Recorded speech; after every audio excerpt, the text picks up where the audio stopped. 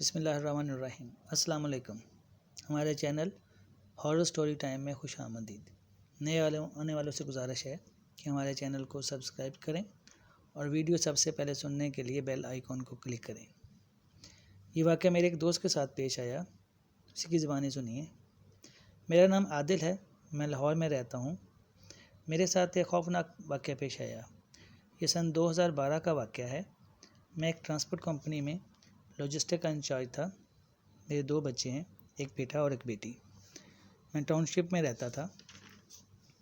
میرا چھوٹا بیٹا اسکول نہیں جاتا تھا اور میری بیٹی ایک پرائیویٹ اسکول میں پڑھتی تھی۔ پک اینڈ ڈراپ کے لیے کی ٹینشن ختم کرنے کے لیے میں نے اسکول کے پاس ہی کرائے پر گھر لیا ہوا تھا۔ اپریل 2012 میں مجھے وہ گھر چھوڑنا پڑا۔ اسکول کے پاس ہونے کی وجہ سے مجھے پاس ہی گھر چاہیے تھا۔ میں نے پراپرٹی ڈیلر کو کہا کہ مجھے کہیں آس پاس ہی گھر ڈھونڈ کر دے دے، لہٰذا اس نے ایک 10 مرلے کے گھر کا اوپر کا پورشن بتایا جو کہ اسکول کے گیٹ نمبر 5 کے سامنے والی گلی میں تھا۔ میں آفس سے واپس آیا تو وائف اور بچوں کے ساتھ گھر دیکھنے گیا۔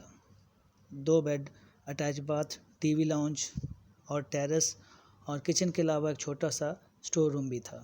میں نے مناسب کرائے کو دیکھتے ہوئے فوراً ہاں کر دی اور کرایہ دے کر فرسٹ کو شفٹ ہونے کا ڈن کر لیا۔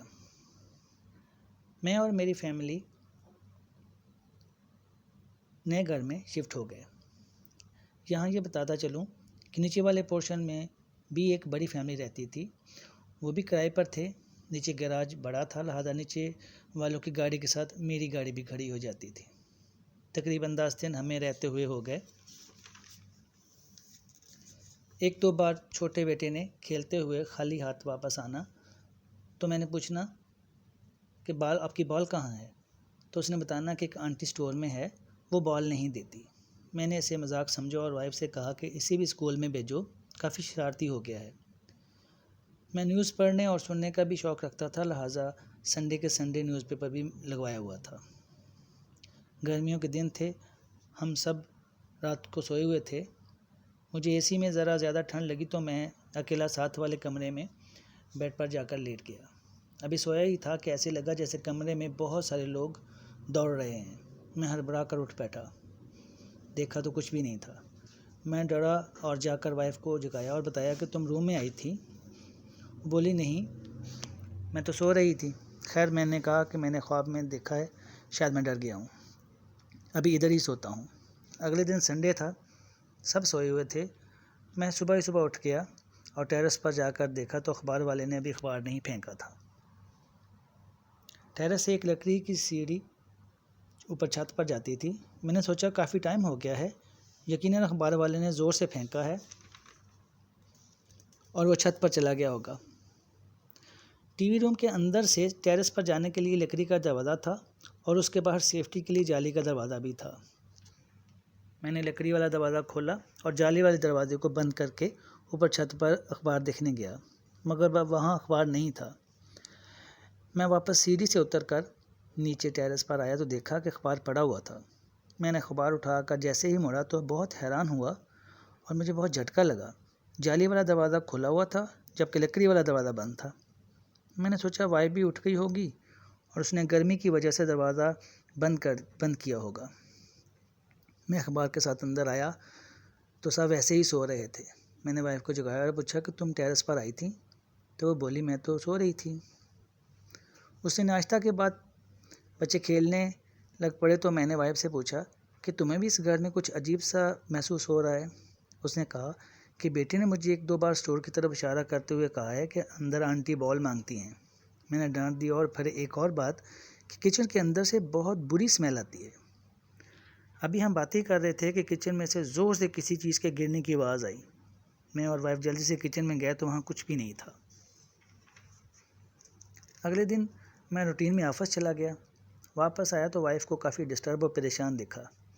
پوچھا تو بولی کہ آج میں نیچے والوں سے ملی تھی، وہ کہتے ہیں کہ یہاں اس گھر میں کچھ ہے، ان کی بیٹی بہت بیمار بھی رہتی ہے اور عجیب سی باتیں بھی کرتی ہے، اور دوسرا کئی دفعہ جب وہ لوگ صبح سو کر اٹھتے ہیں تو ان کے گھر کے سارے بلب زمین پر پڑے ہوتے ہیں، وہ ان کو ایسے ہی لگا دیتے ہیں اور اگلے دن پھر وہی صورتحال ہوتی ہے۔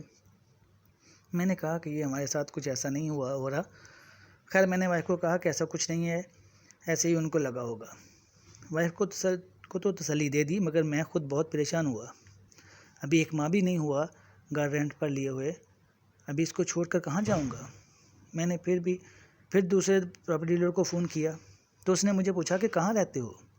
تو میں نے گھر کا نمبر اور جگہ بتائی تو وہ فوراً بولا کہ آپ نے کیا کیا؟ آپ فیملی کے ساتھ جنوں والے گھر میں کیوں رہتے ہو؟ یہ سننا تھا میری تو جان ہی نکل گئی۔ میں نے کہا کہ فوراً اسکول کے آس پاس کسی گھر کا بندوبست کرو، مجھے فوراً اس گھر کو چھوڑنا ہے۔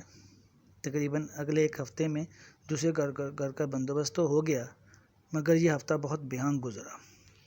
میرا اور میری وائف کا آپس میں بہت زیادہ جھگڑا ہوتا رہا، اور جب ہم اس پر بولتے تو ایسا لگتا ہے جیسے وہ اکیلی نہیں بول رہی، اس کے ساتھ کئی اور آوازیں بھی آ رہی ہیں، اور وہ بھی کہتی کہ جب آپ اونچا بولتے ہیں تو ایسا لگ رہا تھا جیسے آپ نہیں، آپ کے ساتھ کچھ اور بھی بول رہا ہے۔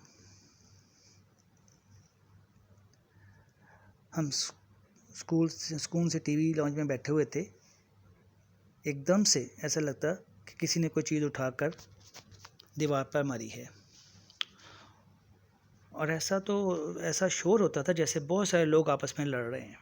ایک ہفتے کے اندر ہی ہم لوگ اس گھر سے دوسرے گھر میں شفٹ کر گئے۔ گھر تو شفٹ کر لیا، مگر ایک دو بار شام کے وقت ہلکے اندھیرے میں اس گھر کے سامنے سے گزرنے کا اتفاق ہوا تو اوپر ٹیرس کی طرف دیکھنے پر ایسا لگا کہ کوئی کھڑکی میں کھڑا ہے اور مجھے گھور رہا ہے اور اشارہ بھی کر رہا ہے۔ آج بھی اس گھر میں گزرے ہوئے دن یاد آتے ہیں تو خوف سے کانپ جاتا ہوں۔ تو دوستو، میری یہ آپ بیتی آپ کو کیسی لگی؟ یقیناً پسند آئی ہوگی۔ اپنے رائے کا اظہار کمنٹ سیکشن میں ضرور کریں۔ ویڈیو کو لائک اور شیئر کرنا نہ بھولیں۔ شکریہ۔